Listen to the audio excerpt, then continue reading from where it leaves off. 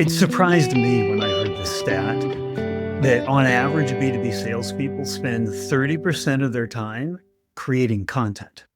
That wasn't one part of what you just mentioned, No. but on average, it's 30% of the salesperson time.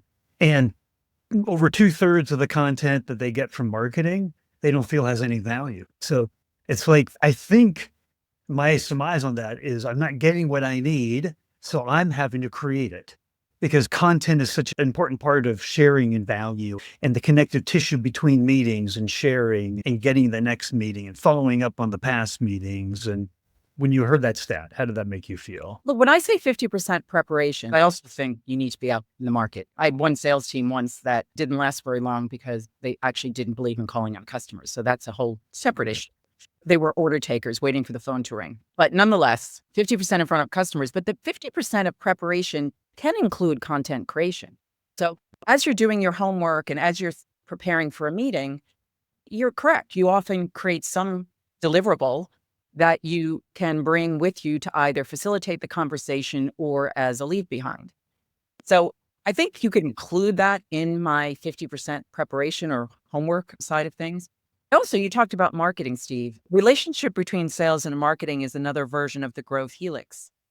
If the marketing team and the sales team are not continuing to learn from each other and adapt, then, again, when I talked about alignment across the whole organization and making sure all stakeholders are engaged, a good marketing partner is there in service of growth and therefore in service of whoever is talking to the customers in the market. And so whatever deliverables they're creating, whatever branding work that they're doing, all have to be in service of how the organization goes to market. And it's often through the CRO organization or the sales team as well. So I think that's an incredibly important component of any organization.